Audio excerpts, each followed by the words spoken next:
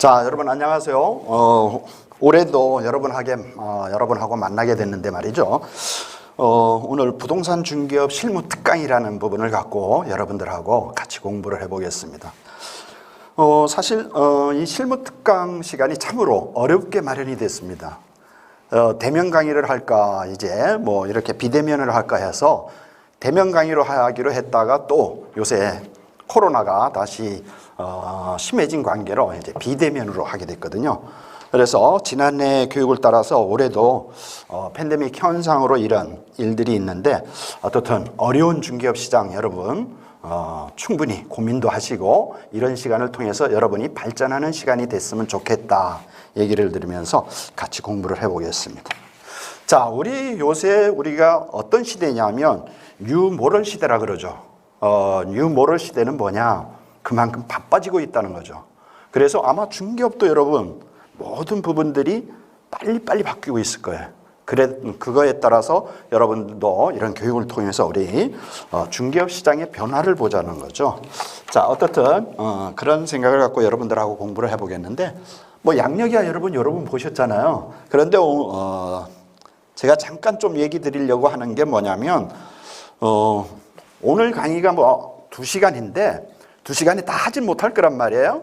그런데 혹여나 오늘 강의에서 궁금한 부분이 있으면 제가 지금 유튜브에 보면 현문길 TV라고 있어요. 아니면 자료로 들어가 보고 싶다면 다음 카페에 들어가면 행비연이라고 있거든요. 그래서 이런 자료를 통해서 여러분들이 더 공부하는 그런 시간 가졌으면 좋겠다. 이런 얘기를 하고요. 자, 이제 중개업 실무 사례를 한번 해볼게요. 요거는 강의 내용이 좀 길 거예요, 여러분. 다가구 주택, 이 다가구 주택에 중개사고가 참 많습니다. 아마 작년에도 다가구 주택을 잠깐 사실은 했어요, 이 판례를 갖고. 그런데 이 판례에서는요, 사실은 뭐 때문에 중개사고로 이제 우리 처분을 내리냐면 중개대상물 설명 미흡에 대한 부분으로 이제 판례도 나왔지만 사실은 그것만의 문제가 아니라는 거예요. 자, 한번 내용을 볼게요. 자, 임차인 D는 송파구 풍납동에 위치한 공공공인중개사 사무소에서 거주에 안전한 임차주택을, 자, 여기에 중요한 말은 거주에 안전한 임차주택입니다. 계약하고 싶다고 하여서 중개보조원 앞에 부탁을 했다는 얘기예요. 부탁을 했다. 그러던 중 가격에 비해 안전한 다가구 주택이 있다고 해서 2009년 1월 6일 공인중개사 사무실에서 개업공인중개사 A가 임대인 B와 임차인 D, 임대차 기간은 2년으로 해서 임대차 계약을 했습니다. 자, 임대물건은 서울 송파구 풍납동 공공번지의 다가구 주택 13대 중에 301호예요. 임대차 보증금은 7천만 원이에요. 자, 그리고 우리 중개사님은 또 뭐라고 특약사항에 기재를 했냐면 다가구 주택 등기부의 채권 최고 금액은 2억 3천만 원이다. 그리고 근저당 설정이 되어 있다라고 이렇게 표현을 했습니다. 또 맞습니다, 이게.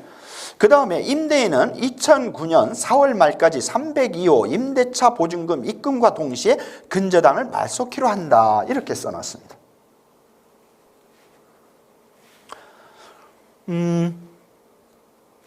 그러나 입주 후에 다가구 주택에 설정된 각 근저당권 설정을 말소하지 아니하였고 그 후 다가구 주택에 관해서 경매 절차가 개시되었다. 자, 이제 여러분 잘 들으세요. 중개사고는요, 잘 아셔야 될 게 뭐냐면 중개사고는 거의 이 다가구 주택의 중개사고는 경매가 들어왔을 때 문제예요. 그러면 경매가 들어왔을 때 문제라는 건 경매도 알아야 된다는 거예요. 그나마 여기에서 이제 특약사항 여러분 특약사항을 딱 기재했는데 이걸 뺐지만 여러분 지금도 여러분 뭐 최근에 제가 상담한 계약서를 또 가져오라 했더니 지금도 이거 쓰고 있더라고요. 뭐라고? 꼭 1번 특약에 현시설 상태에서 매매함, 현시설 상태에서 임대차 계약을 함. 지금도 이거 쓰시는 분이 있어요, 여러분. 작년에 제가 마포구청에서 분명히 강의해 드렸어요. 계약서 쓸 때 제발 현시설 상태에서 계약함, 매매 계약임, 임대차 계약임 이거 쓰지 말라는 얘기예요. 왜 쓰지 말라는 거예요?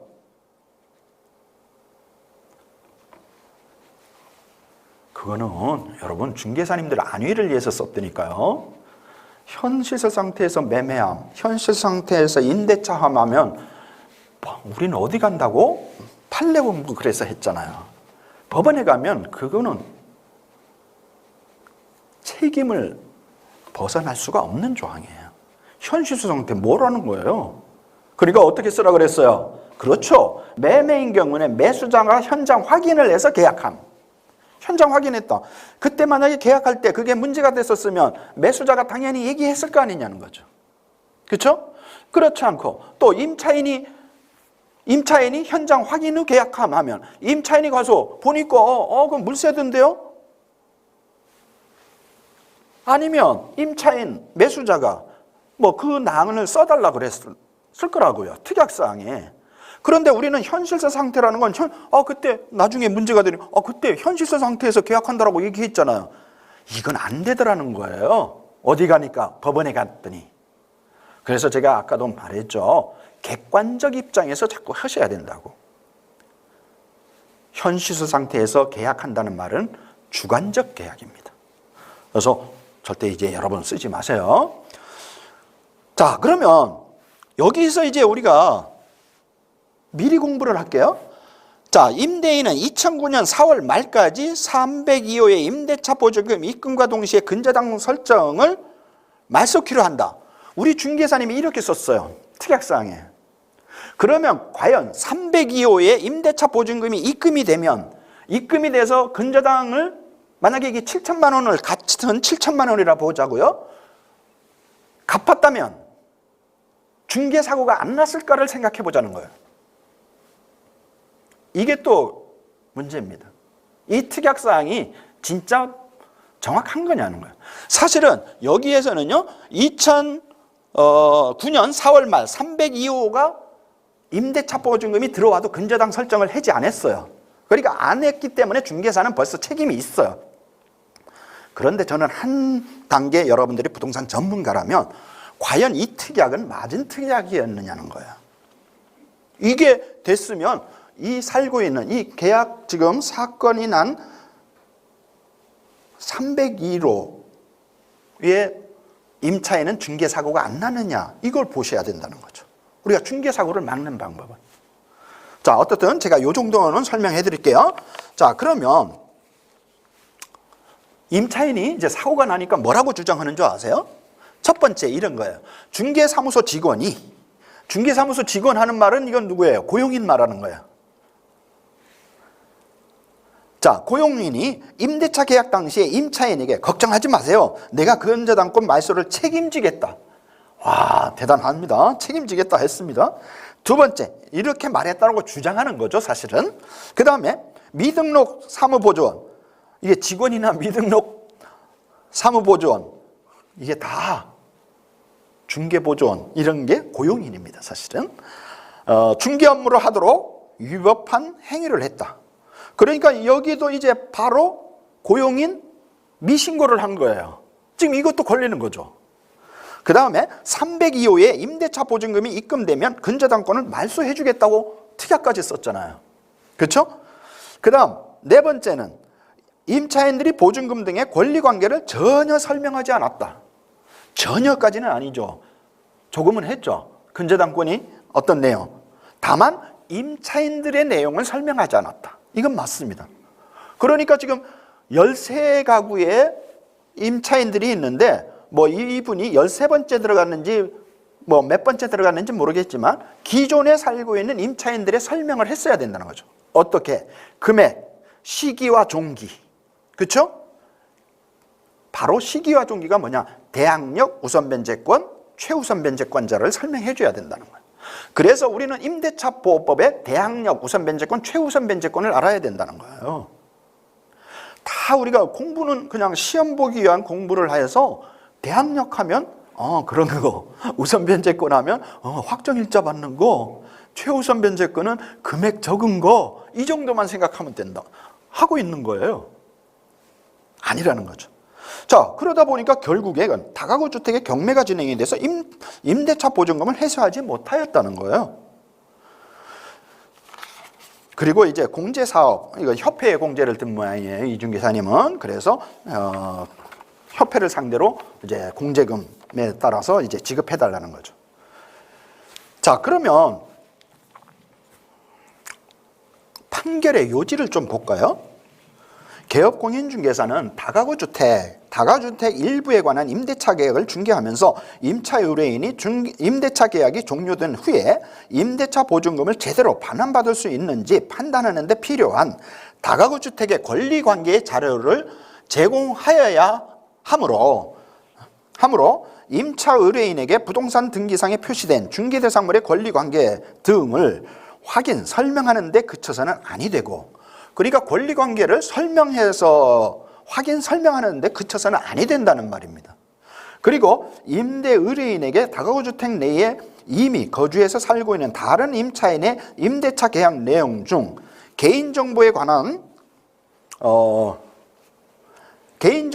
부분을 제외하고 임대차 보증금, 임대차의 시기와 종기 등에 관한 부분을 자료 요구를 해서 이를 확인한 다음에 임차인에게 설명하고 자료 제시를 해야 한다는 거죠.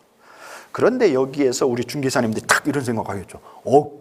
임대인에게 자료를 요구하고, 그런데 어때요? 임대인들 잘 써줘요? 안 써준단 말이에요. 사실은 이 부분이 법 개정이 돼야 돼요. 이게 강제화가 돼야 됩니다, 사실은. 그런데 어떤 물건을 만약에 다가구주택 이건 물건을 받는다라고 보자고요. 그러면 중개사님들이 당연히 거래의 안전성을 위해서 거기 임차인 몇 명 사세요? 몇 명 살아요. 그러면 보증금은 각각 얼마예요? 시기와 종기는요? 하면 임대인 뭐라 그러겠어요? 당신이 뭔데 말이야, 우리 임차인들 내용을 알려고 그래, 이런단 말이에요. 하기야 접수받을 때는 이 정도로 끝나시면 돼요. 임차인 몇 명 사신다고요? 이 정도로 하고, 계약을 만약에 하게 되면 이때는 전혀 달라져야 돼요. 임대차 현황서를 하나 만들어 놓으시라고, 우리 중개사님들이. 그래서 101호, 102호, 103호 전입일자, 확정일자, 금액, 언제부터 언제, 시기와 종기를 다 해서 그거를 계약을, 임대차를 할 때 부분을 딱 별첨 처리를 하시라고. 이러면 가장 안전한 거예요. 아까 우리가 안전한 임대차 계약이라는 게 뭐냐? 쫓겨나지 않는 거예요. 쉽게 말해서 경매가 들어와도, 그리고 경매가 들어와도 전세 보증금을 다 받을 수 있는 게 안전한 거예요. 안전한 계약이라는 게 딱 거기 있어요. 이따가 말하겠지만 이렇게 하려면 어떻게 해야 돼요? 첫째는 대항력이 있어야 돼요. 그 다음에 확정일자에 대한 부분을 공부를 해야 된다는 거죠.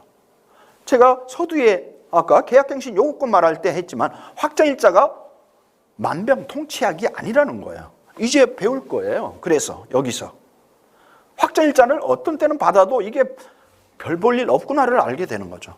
그래서 확정일자를 우리는 너무 만병통치약으로 말하고 있다는 거죠. 오해할 수 있단 말이에요. 그런 부분을 이제 하는 거죠. 자, 어떻든 자, 그러면 다음에 판결 요지. 공인중개사법에 정한 서식에 따른 중개대상물 확인설명서의 중개 목적에 따라서 실제 권리관계 또는 공시되지 않은 물건의 권리사항, 그 내용을 기재하여 교부해야 될 의무가 있다. 자, 여기에서 이 내용을 사실은 이 9번에 실제 권리관계 또는 공시되지 않은 권리사항이 중개대상물 확인설명서의 칸이 너무 적습니다. 그래서 제가 별첨을 처리하라는 거예요. 별첨을 꼭 첨부하라는 거예요. 자, 그런데 만일 여기서 재판부에서 뭐라고 얘기하냐면, 만일 임대인이 다른 세입자의 임대차 보증금, 임대차의 시기와 종기에 관한 자료 요구에 불응한 경우에는 어떻게 할 것이냐, 그 내용을 중개대상물 확인설명서에 기재할 의무가 있다는 거예요. 그러니까 우리 중개사님은 어떻게 해야 되냐면 분명히 요구를 하시라는 거예요. 요구를 했는데 임대인이 이거 불응했다? 임대인이 불응했다라고 쓰면 어떻게 되겠다? 중개사님은 할 일을 다 했다는 거예요.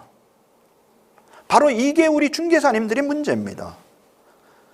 자, 그러므로 개업공인중개사가 고의나 과실로 인해서 이러한 의무를 위반해서 임차 의뢰인에게 재산상의 손해를 발생하게 한 때에는 공인중개사법에 의해서 배상할 책임이 있다. 자, 이제 이 내용은 사실은 중개대상물 확인설명서의 실제 권리관계 이외에 물건의 권리사항을 기재하는 부분도 그렇지만 해석력이 있어야 된다는 거예요. 해석력.